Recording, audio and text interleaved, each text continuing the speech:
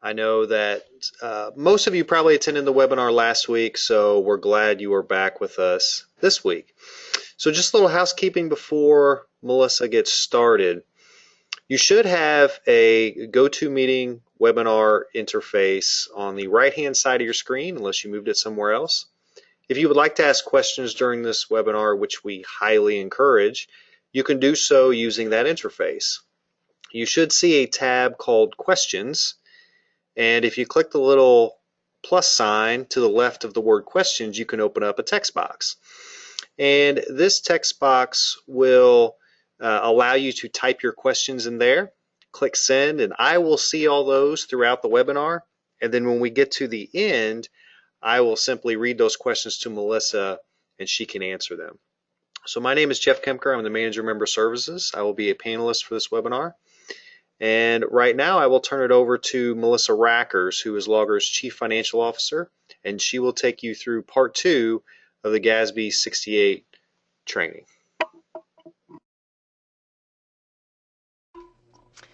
Good afternoon, everyone. This is Melissa Rackers with Loggers. Thank you all for attending this webinar.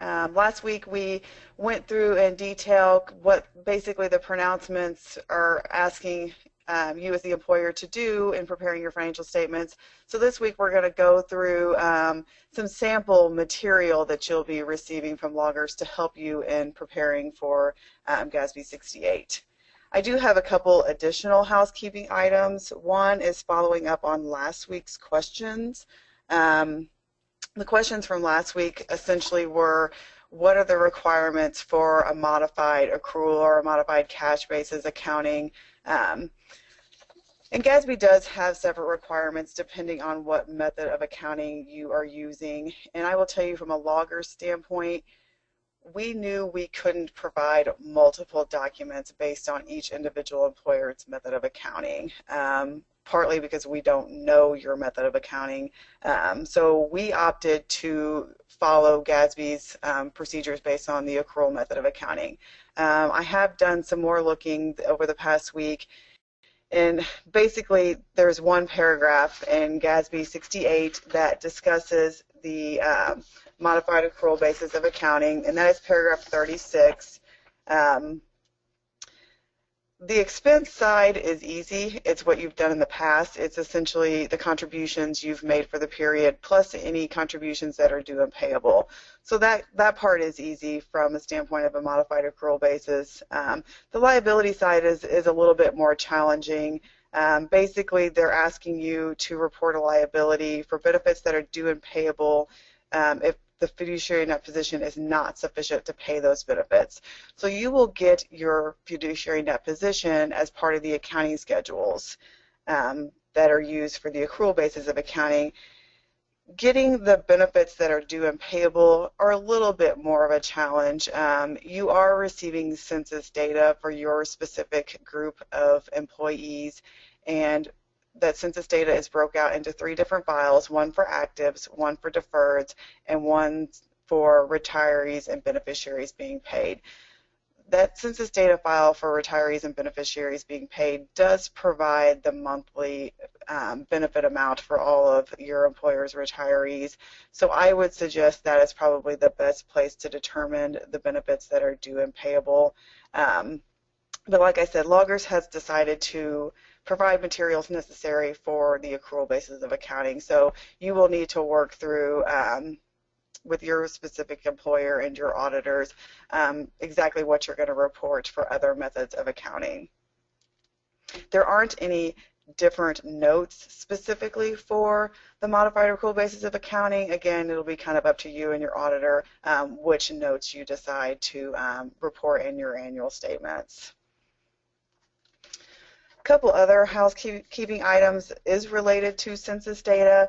We've gotten a couple calls from some of our employer auditors asking about the 2014 census data in order to prepare roll forward procedures from 14 to 15 when evaluating the census data. We've talked to some of the members in our task force and our external auditors as well as our actuaries, and we have decided to provide the 2014 census data. You guys are actually hearing this first because I just got off the phone with our actuaries less than an hour ago, and they agreed to go ahead and run the census data for us. So that will probably take a week or so. It is quite a bit of data that they prepare and getting it in the PDF and Excel document, so it does take some time to run. And they're also busy working on the GASB 68 accounting schedules, so they've got quite a bit on their plates right now. So it will take a week or so before we have that posted to the portal, but we are going to provide the 2014 census data. Also related to census data, these files for all of our employers take up a large amount of space on the Logger server.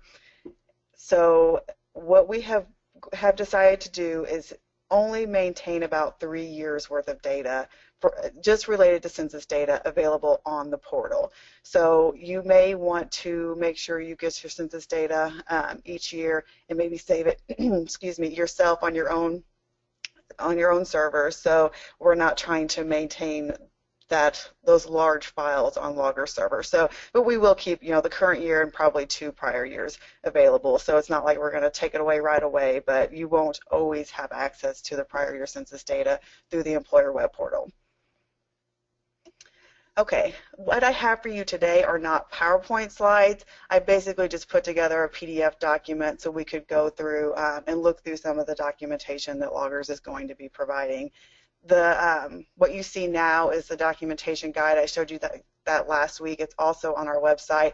That just kind of breaks out the different documentation that you'll be receiving from Loggers, who's preparing it, what date it's prepared as of, and kind of the time frame for when it's going to be posted to the portal. Again, that is available on the Loggers website.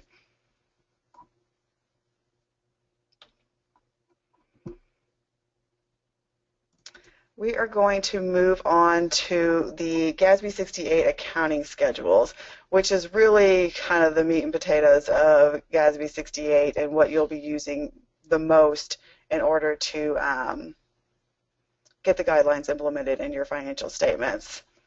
These accounting schedules will be specific to employer. The one I'm showing you today is really just a sample from GRS. It is not real data. It's not data from a Logger's employer. It is really just sample data.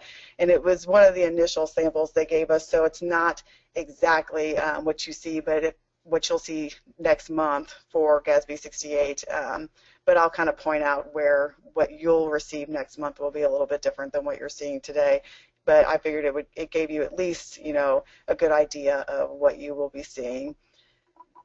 Also, the actual accounting schedules you will be receiving from Loggers will be broke out by actuarial valuation group. So there will be a section for general, a section for police and fire if that is applicable to your particular employer.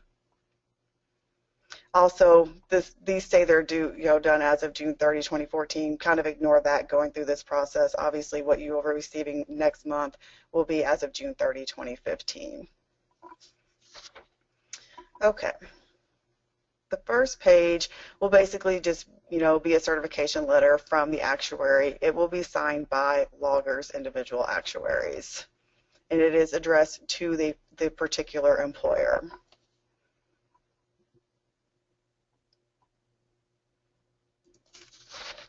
And you have our table of contents, and then we'll move into the executive summary. In this executive summary, we'll lump the valuation groups together. What you will see in the accounting schedules, the actuarial valuation date will be as of February, not as of June. This particular sample just happens to be as of June. And we will also not include the employer's fiscal year end in the schedule.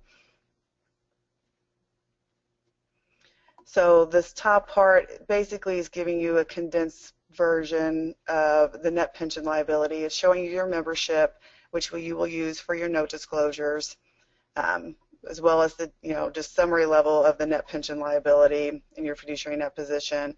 Also, what your discount rate was, the long-term expected rate of return.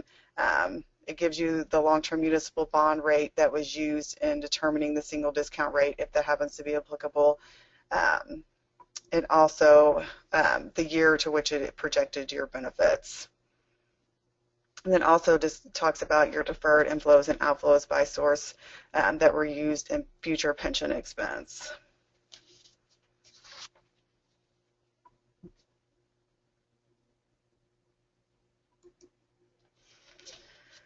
These next couple pages are just a discussion on GASB 68 requirements,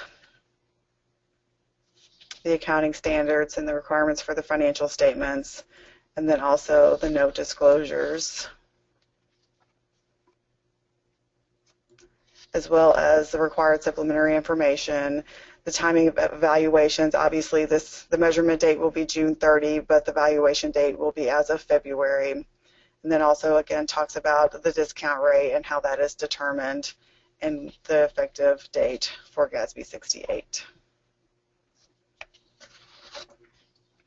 And then moving on to the financial statements. Again, this is the section that will be broke out by valuation group. This particular report only shows one valuation group. The first page is your detailed breakout for the components that make up your pension expense for the year.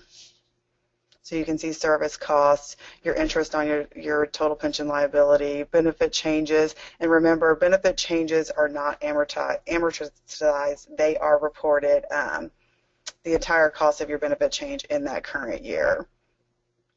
Your employee contributions, projected earnings, administrative expenses, other changes, and your deferred inflows and outflows.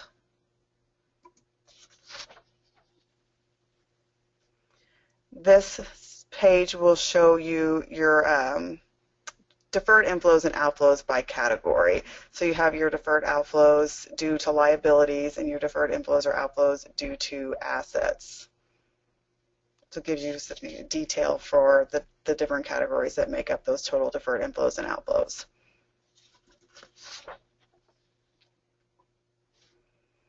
This is another schedule on deferred inflows and outflows arising from current and prior year reporting periods. It also shows you at the bottom your deferred inflows and outflows to be recognized over future pension expenses. This is a schedule that you will show in the note disclosures.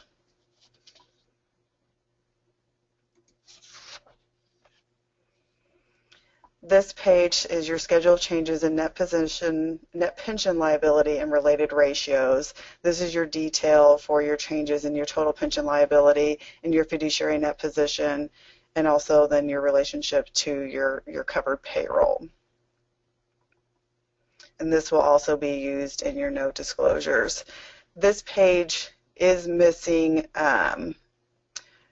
the change in the net pension liability due to the sensitivity of the discount rate. So this page will include the schedule that shows the net pension liability having used a discount rate 1 percentage point lower and 1 percentage point higher that is required to be used in the note disclosures. Again, that will be included in the accounting schedules that you'll receive next month. This page normally would show a schedule of contributions for the 10-year. It will not be in the accounting schedules because if you remember from last week, it is determined based on the employer's fiscal year end, where everything in the accounting schedules is as of the measurement date. So there is a little note there just telling you that you'll receive it from loggers. While this does not have the schedule, it does include the notes to the schedule of contributions. So you have to try to remember that when you get the schedule of contributions from loggers, you need to go back to this accounting schedule to get the required notes to go along with the schedule of contributions.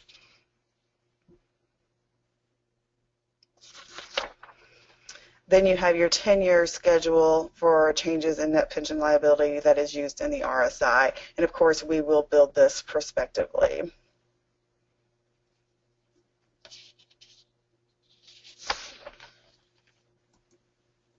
The next section is not anything that you'll actually use in preparing your financial statements or your notes or your RSI, but it gives you information on how the discount rate is calculated. So the first page just kind of explains GASB 68's requirement on the single discount rate. And then there are 3 separate schedules that show how the actuary has projected contributions, the planned fiduciary net position, as well as the projected benefit payments.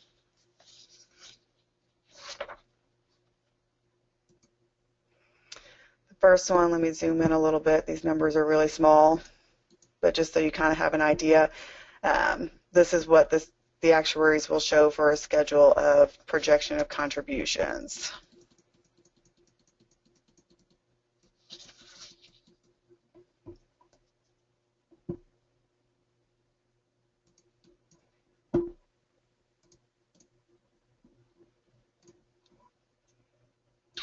And then we have the projection of fiduciary net position.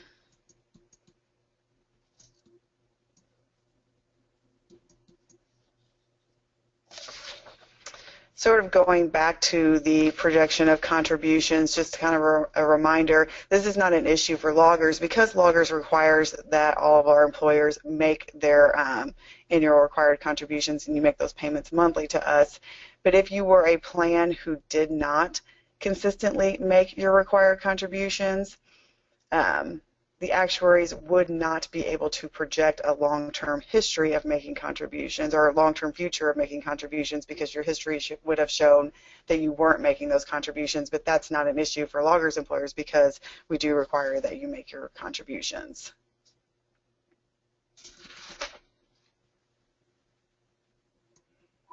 And then the next page is showing your present value of projected benefit payments. And as we all know, pensions are long-term, so this present value of projected benefit payments actually goes out quite a long time.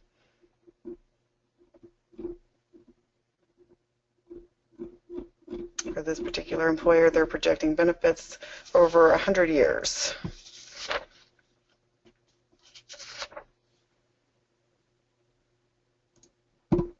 The next schedule is just a graph form of your projected plan net position versus your projected benefit payments for current members.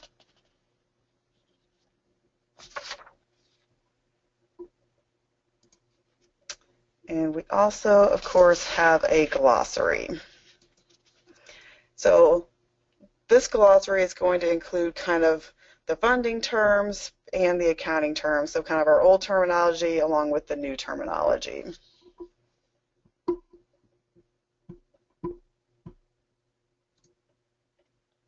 Kind of flip through and let you guys see what's made up of the glossary. So the next thing I'm going to show you is a note disclosure template that loggers will be providing. This is something that we will be putting in PDF form on our website, but you can also request it be sent in a Word document for in case you want to just copy and paste or things like that. The website's not real handy for providing Word or Excel documents, so we'll provide an email address that you can contact us if you would like us to send you the Word version. But again, it will be provided in PDF on the website. But it is essentially going to be a template giving you the wording and telling you where to find the information needed for your notes. So as you can see, this is the plan description. This is something that won't change on a regular basis, so it's something you can just copy and paste from this to put in your financial statements.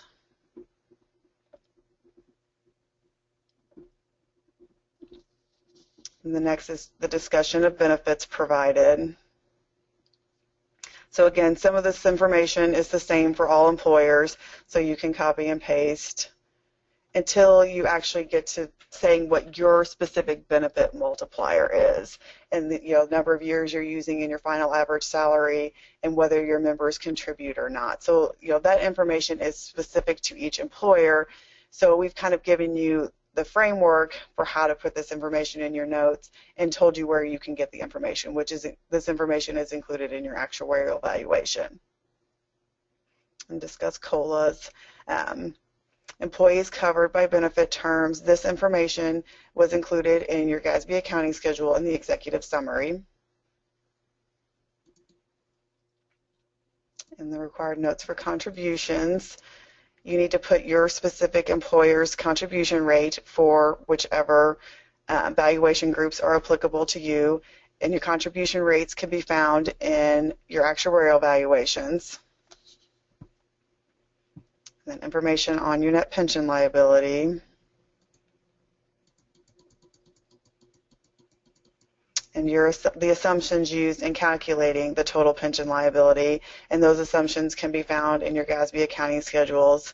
And remember, assumptions don't typically change annually, but we do experience studies. In fact, we're getting ready to do one right now. So that typically is the time we make any assumptions changes. So always verify that you're using the correct assumptions. And this template will be updated annually. So you have the proper wording on when the most recent actuarial experience study was done and things like that. But always make sure you are verifying your information and not just blindly using, what you've used from the previous year, because assumptions do change from time to time. And we talk about investments. And again, these target asset classes is something that our investment team does change from time to time when they review the investment policy. So that's another thing. You always want to make sure you're using the most recent data. And then providing information on the discount rate. Your discount rate is given to you in the accounting schedules in the executive summary. Your note disclosures also require a schedule for change in net pension liability.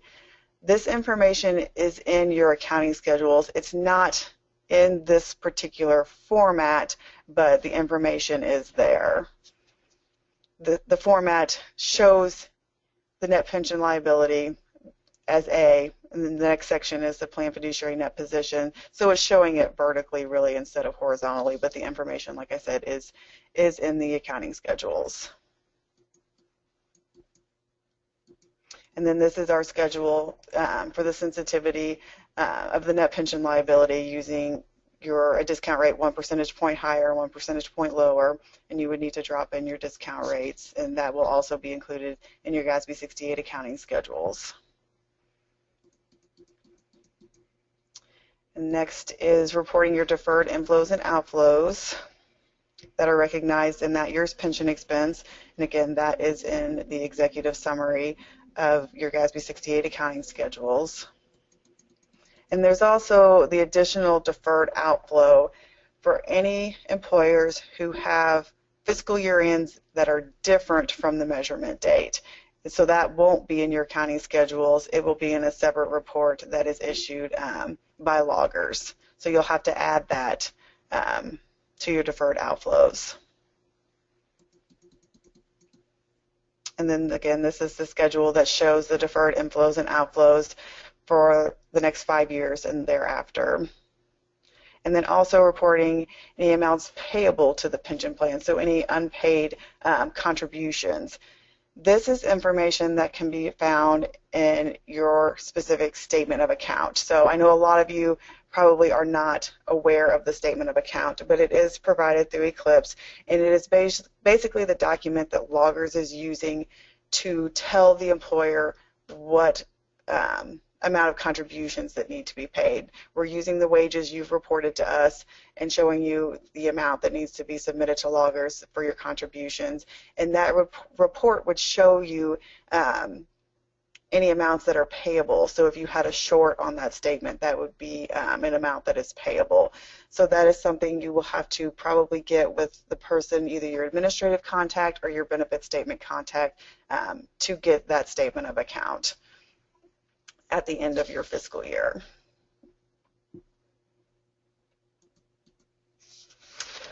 Next is just an Excel document that will provide for your schedule of changes in net pension liability. And again, this pretty much looks exactly the way it does in the accounting schedules. You'll just have to go drop in your information and build this, prospectively over the next 10 years. But again, we can provide that in Excel so you don't have to create your document from scratch if you don't want to. And your schedule of contributions for your RSI. Again, this is provided through the employer web portal. It is not in your accounting schedules, but we will provide 10 years worth of data. We have the information, so GASB has asked if the information is available to provide the 10 years as opposed to building prospectively. So since we have the data, we have provided 10 years worth of data. This is what I'm showing you is a template we've put together. Again, we'll share it in Excel if you wish. The data to complete the template will come from Eclipse. And it looks like this. Let me get it rotated. This is what the schedule will look like that is generated from Eclipse. Obviously, the formatting is not as pretty as a template you could put together in Excel, but this is where you would go to get the data to complete the template that I previously showed. And again, it is based on the employer's fiscal year end.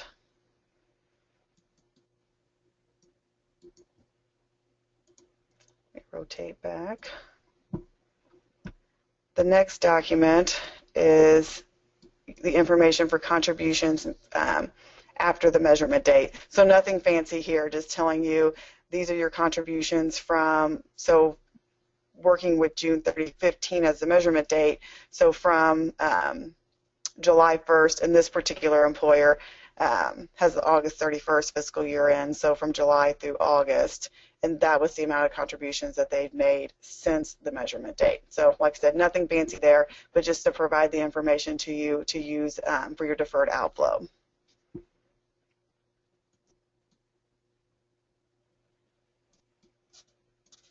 The next thing I want to show you is the schedule of changes in fiduciary net position. Now, what I'm showing you here is just the schedule. It is not the actual report that will be issued in conjunction with loggers and Williams Keepers, because Williams Keepers will be issuing an opinion on this schedule, but it is just simply an excerpt of what the schedule will look like. This will show by agency, using your agency number, not your agency name, the beginning net position, any additions for investment income or contributions or other activity, as well as the deductions, which we'll show on a separate page. But we'll go ahead, we'll show the agency again off to the side and list your, the deductions for benefit payments, expenses, and other activity, showing the ending net position. So this will be a schedule that will include all of loggers' employers. So I'm obviously just showing you the first two pages and the last two pages. So the last two pages will give you a total for the columns that you will be able to, in total, reconcile back to loggers' financial statements for the end of the year. So this being June 30, 2015. Again, this will come along with a report or an opinion from the loggers, auditors, as well as notes to go along with this schedule. But this is to go along with your audit support for using the information that we're providing to you on your fiduciary net position and your accounting schedules. That is actually all I have for you today, so I will turn it over to Jeff in case there are any questions. Okay, thanks, Melissa. Let me see if we have any questions. We had a couple come in while you were speaking, but they were pretty easy, so I was able to answer those, just more kind of housekeeping items. Christy asked a question, how do I get a portal login? I think, Christy, you're referring to logging in with Eclipse, which is typically for our employer contacts. And if you are working for one of our employers and need access to Eclipse, we can certainly get that for you. We'll have to figure out, what role that you would need for that. and then assign you that specific role. If it's just simply logging on to view reports and that sort of thing, we can do that. We can do that as well.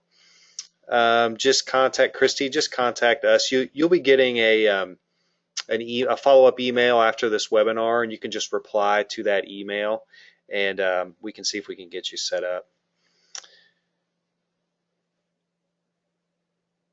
Okay, Melissa, I'll let you answer this one. This one's from Sandra. It says, is it possible for us to receive a copy of the presented example report?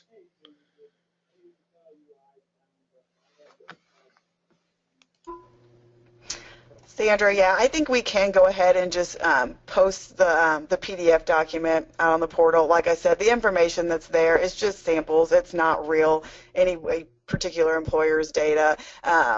I will tell you, it comes from multiple places, so you're not going to be able to really look and see, okay, here was the fiduciary net position that was shown in this sample, and follow it back to, say, the schedule of the schedule changes in fiduciary net position, which in reality you will be able to do, but not in this sample, just because they're just samples. It was thrown together just to show you an idea of what the documentation is going to look at. But we can't do that. Just keep in mind that the data really isn't going to flow because it's coming from multiple places. So.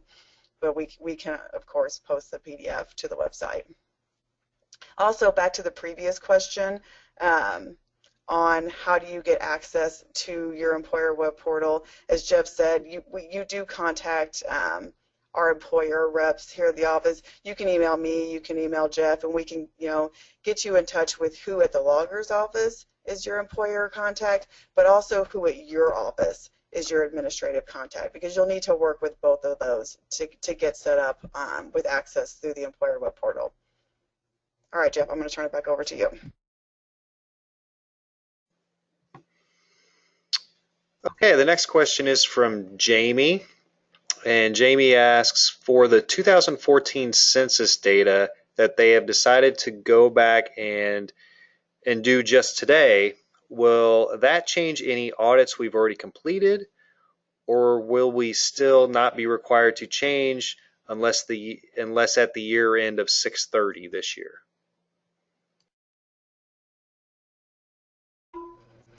No, providing the 2014 census data doesn't change anything you've done for your audits. One of the AICPA's best practice suggestions was to do a roll forward of census data from the previous year. So it's really just to provide information if you, as the auditor, chose to do roll forward procedures. I know there are other alternative procedures, but we just decided we had a few auditors asking for it, so as a courtesy we went ahead and provided the information. But no, if you've gone through your audit procedures and you are comfortable, it certainly does not change any work that you've done. It's just providing additional information to perform alternative audit procedures. Okay, the next one is from Barbara. Where can we find sample financial statements with GASB 68 implemented?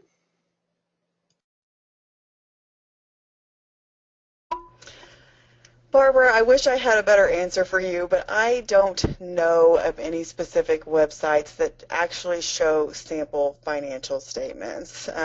Even what GASB shows as illustrations in the end of the actual pronouncement give you excerpts, but they don't necessarily give you full financial statements. It's something I can do some looking, and if we come up with some good links, we can post it to the website. But off the top of my head, I'm not aware of any, websites that are providing sample financial statements. You may contact your auditor. They probably have seen some sample financial statements. They would probably be a better person to start with than loggers, because we're not by any means experts on governmental accounting financial statements. So probably the best person to start with is your local auditor.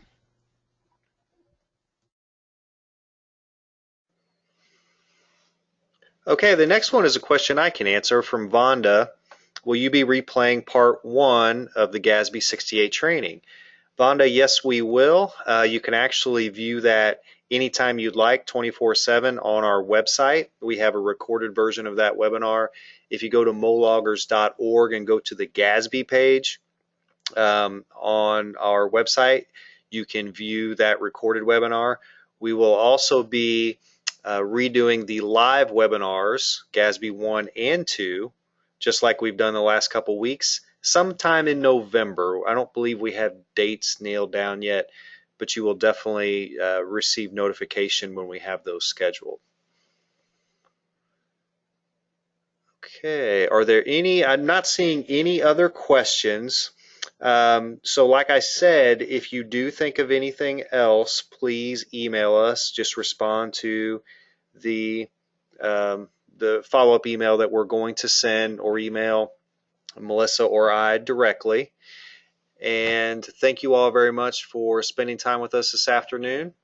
And I hope you all have a wonderful day.